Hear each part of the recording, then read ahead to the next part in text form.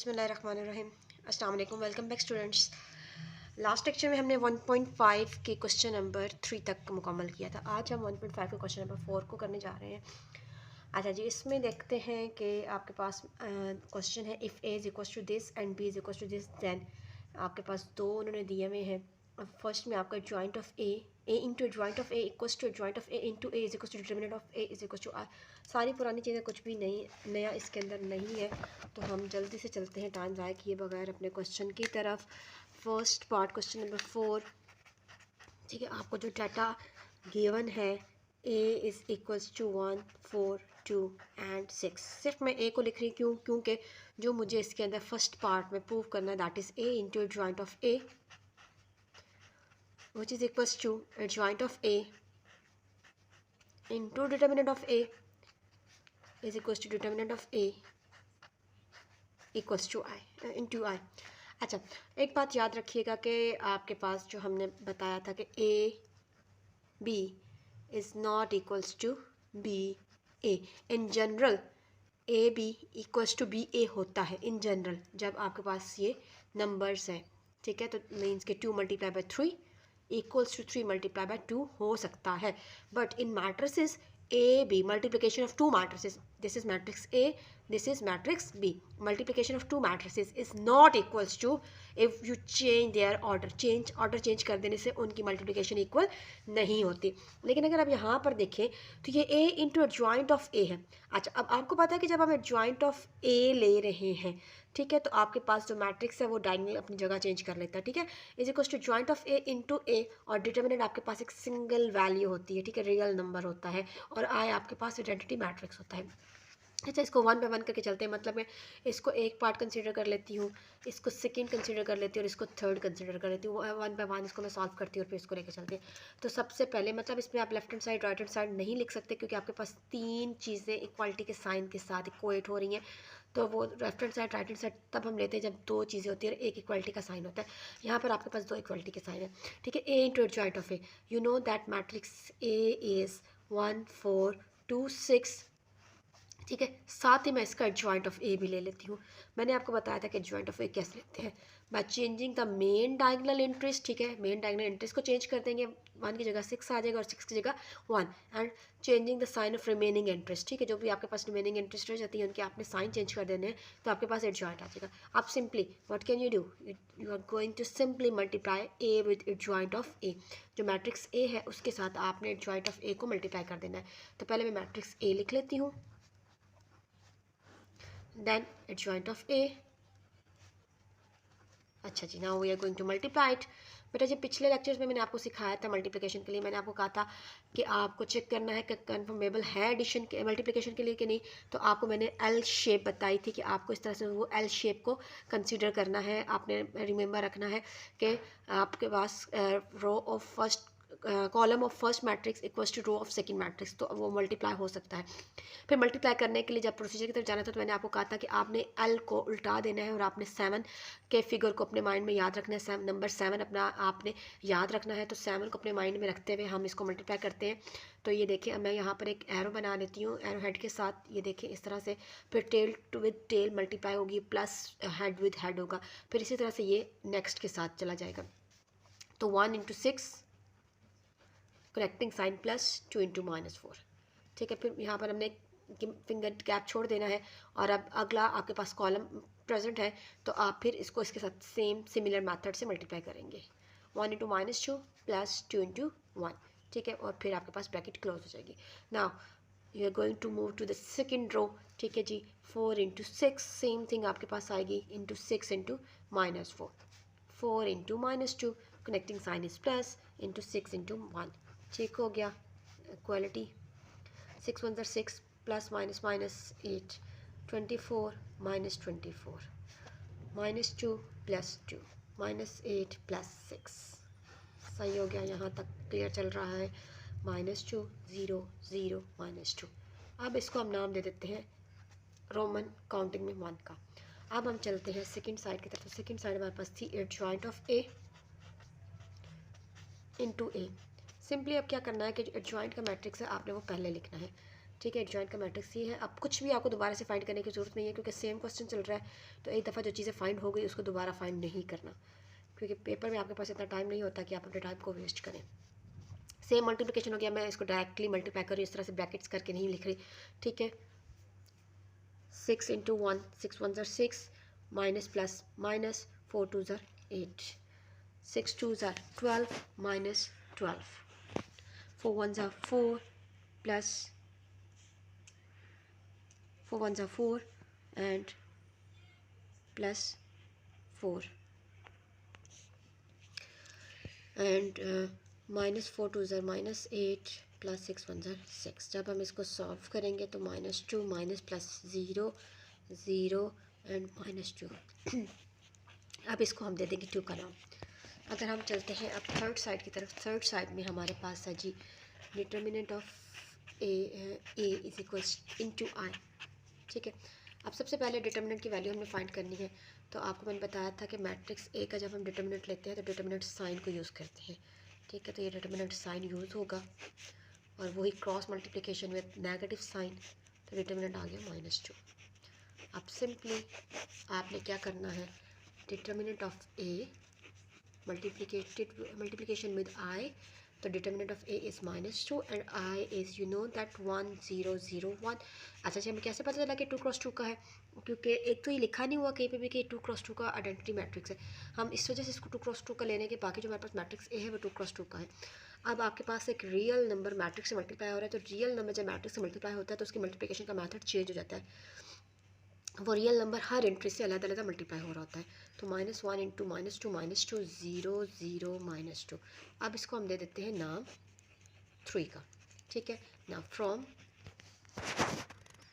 This this and this it is prove that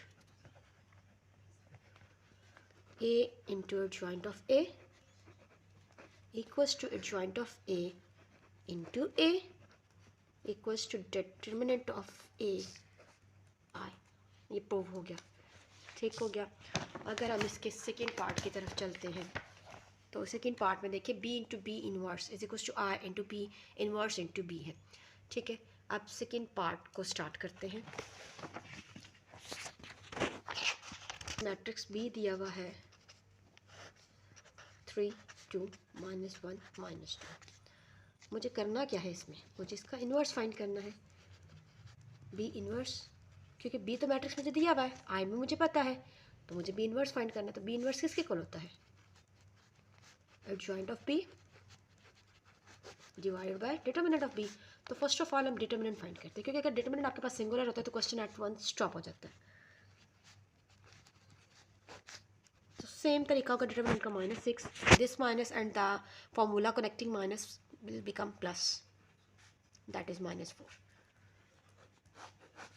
और जब हम एडजॉइंट ऑफ बी लिखेंगे तो आपको मैंने बताया कि जैसे ही आप एडजॉइंट लिखेंगे एट वंस आप मेन डायगोनल की एंट्रीज को चेंज करेंगे और रिमेनिंग के साइन को चेंज करेंगे। तो मैं उसको चेंज करने जा रही हूँ, -2 3 -2। इसको इन वैल्यूज़ को हम डालेंगे फार्मूला के अंदर। ठीक है, B inverse is equal to adjoint of B, तो एडजॉइंट का मैट्रिक्स लिख लूँगी डिवाइड बाय डिटर्मिनेंट। अच्छा जी, डिवाइडेड बाय जब हम इस तरह से नीचे लिखते हैं तो वो थोड़ा सा बच्चों के लिए कंफ्यूजिंग होता है, तो हम क्या करते हैं कि हम इसको इधर लिख लेते हैं इस तरह से करके। सही है, और अब मैं इसको अंदर नहीं करी, क्योंकि अगर मैं अंदर करूँगी तो ये फ्रैक्शन में आ जाएगा, फ्रैक्शन को टैकल करना कुछ स्टूडेंट के लिए मुश्किल हो जाता है। अब हम चलते हैं अपने क्वेश्चन की तरफ। के क्वेश्चन में था कि बी इंटू बी इनवर्स। ठीक है, तो बी इंटू बी इनवर्स को जब मैं लूँगी तो मैं पहले बी की वैल्यू लिखूँगी, मतलब कि बी का मैट्रिक्स लिखूँगी। बी का मैट्रिक्स मेरे पास 3, मैं कॉलम वाइज बोल रही हूँ, 3 2 -1 -2 इंटू जब इनवर्स का मैट्रिक्स लूँगी तो डैट इज़ -2 -2 1 3। अब क्वेश्चन है जी वेयर इज़ दिस 1/4 -4। तो जी मैंने इसको स्टार्ट पे लिख लिया, क्योंकि मल्टीप्लाई हो रहा है तो मल्टीप्लाई करते हुए आप कहीं पे भी उसको मल्टीप्लाई कर दो, क्योंकि दोनों में मल्टीप्लाई हो रहे हैं तो कहीं पे भी इसको रख दो, उसका कोई मसला नहीं होता। अब चूँकि आपके पास ये दो मैट्रिक्स मल्टीप्लाई हो रहे हैं तो इसकी मल्टीप्लिकेशन वैसे ही होगी जैसे मैंने आपको सिखाई थी, क्योंकि नंबर तो मल्टीप्लाई नहीं हो रहा, आपके पास मैट्रिक्स मल्टीप्लाई हो रहा है। तो आप इस तरह से एरो हेड्स बनाएंगे तो आपके पास tail with tail and head with head multiply होगी। तो 3 multiply by -2 plus -1 into -2। Similarly with the second column 3 multiply by 1 plus -1 into 3 2 multiply by -2 plus -2 multiply by -2, 2 multiply by 1 plus -2 multiply by 3। ठीक हो गया। अब देखिए मैंने इसको साथ साथ रखा। अगर मैं इसको दूसरे तरीके से करती हूँ तो फ्रैक्शन आ जाती है, उसको टैकल करना हर स्टूडेंट के लिए इजी नहीं होता। तो जब आपके पास एक ऑप्शन है कि आप आसान तरीका कर सकें तो फिर उसको अवेल करना चाहिए। Minus minus plus plus plus plus 2 -4 minus minus plus plus plus plus 4 3 -3 2 -3। अच्छा जी, अब सिंपली मल्टीप्लिकेशन हो गई। -4 0 0 -4। अब जाएगा ये 4, ये रियल नंबर अंदर। तो जब ये अंदर जाएगा इसको हम अंदर मल्टीप्लाई करेंगे। ये नेक्स्ट स्टेप के लिए आपके पास सिंबल यूज़ होता है। -4 बाय -4 0 बाय, मैं कुछ नहीं लिख रही क्योंकि अगर आपके पास ऊपर 0 है तो नीचे सब कुछ ऑलरेडी 0 हो जाता है। चलिए लिख लेते हैं, ये ले जी हम लिख लेते हैं 0 बाय -4 एंड -4 बाय -4। तो देखें जी, माइनस माइनस प्लस 4 1 4, आपके पास 1 0 0 1। तो अगर आप देखते हैं क्वेश्चन की तरफ तो यहाँ पे उन्होंने कहा हुआ है कि दैट इज़ आई। ठीक है, B into B inverse is equals to I, तो वो आई हो गया। अच्छा जी, अब बी इनवर्स इंटू बी करना है। तो इसमें क्या करना है, बी इनवर्स इंटू बी की जब हम बात करते हैं तो पहले हम इनवर्स वाला मैट्रिक्स लेंगे, फिर आप सिंपल बी का मैट्रिक्स लेंगे, बाकी सारा काम हमारा वैसे ही चलेगा। इनवर्स वाला मैट्रिक्स ये था आपके पास जो हमने इन्वर्स फाइंड किया था, -2 1 एंड 3, एंड बी आपके पास ये है 3 2 -1 -2। बाकी सारा काम चलेगा सेम प्रोसीजर पर। उसी तरह से मल्टीप्लिकेशन होगी, -2 -6 हो जाएगा, कनेक्टिंग साइन प्लस होता है और 2 1 2। ठीक है, जब इसके साथ मल्टीप्लिकेशन होगी तो +2 -2 -6 +6 माइनस माइनस +2 -6। ठीक हो गया। अब मैंने वो वाला लंबा वाला प्रोसीजर इधर नहीं किया। आप एग्ज़ाम में जब आपका बोर्ड का एग्ज़ाम होगा या पेपर होगा जो भी, उसमें आप इसको करेंगे। यहाँ पे मैंने आपको डायरेक्ट करके दिखा दिया है। अब डिवाइड होगा -4 बाय -4 0 बाय -4 0 बाय -4 -4 बाय -4 1 0 0 1। ठीक है, विच इज़ इक्वल्स टू आई। और यही चीज़ आपने प्रूव करनी थी इस क्वेश्चन के अंदर। अच्छा, जब चलते हैं अपने क्वेश्चन नंबर 5 की तरफ, determine whether the given matrices are multiplicative inverse of each other. जब आपसे वो ये पूछता है ना कि गिवन मैट्रिसेस, मतलब जब दो मैट्रिसेस दिए होंगे, जैसे आप देख रहे हैं कि वो एक दूसरे का मल्टीप्लिकेटिव इनवर्स हैं कि नहीं, तो मल्टीप्लिकेटिव इनवर्स में फिर आपने पागलों की तरह ये नहीं करना शुरू कर देना कि उसका इनवर्स फाइंड कर देना है। आपने इनवर्स फाइंड करना नहीं है, आपने क्या करना है कि उन मैट्रिसेस को सिंपली आपस में मल्टीप्लाई करना है। जैसा कि मुझे ये दो मैट्रिक्स दिए हैं 3 4 5 7 एंड 7 -4 -5 3। मैंने क्या करना है कि सिंपली मैंने इन मैट्रिसेस को मल्टीप्लाई करना है। ठीक है, 3 into 7 plus 5 into -4, 3 into -5 plus 5 into 3, 4 into 7 plus 7 into -4, 4 into -5 plus 7 into 3, 7 is 21 minus 20, 28 minus 28 minus 15 plus 15 20 21। देखिए जी, आ गया। उनकी मल्टीप्लिकेशन से, दो मैट्रिसेस की मल्टीप्लिकेशन से अगर आपके पास आइडेंटिटी मैट्रिक्स आ जाता है, ठीक है, which is equals to I, तो वो दोनों एक दूसरे के मल्टीप्लिकेटिव इनवर्स हैं।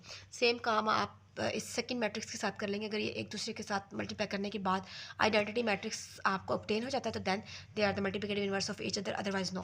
क्वेश्चन नंबर 6 की तरफ चलते हैं। क्वेश्चन नंबर 6 को मैं करके नहीं दिखाऊंगी क्योंकि अगर आप देखें क्वेश्चन नंबर 6 और क्वेश्चन नंबर 4 का सेकंड पार्ट आपको राउंड अबाउट मिलता जुलता नज़र आ रहा है। तो इसमें यह है कि आपके पास ए बी होल इनवर्स है which is equals to B inverse into A inverse. सिर्फ मैं आपको यहाँ पर इसका थोड़ा सा इंट्रो दे देती हूँ और आपने इसको खुद से ही करना है। अच्छा जी, ए बी होल इनवर्स। अब होल इनवर्स आपको ब्रैकेट के अंदर ऊपर नज़र आ रहा है, ए बी होल इनवर्स है ब्रैकेट के ऊपर। तो अगर आप बॉड मैथ रूल को फॉलो करते हैं तो बॉड मैथ रूल में आपके पास जो चीज़ ब्रैकेट के अंदर होती है उसको सॉल्व करना होता है।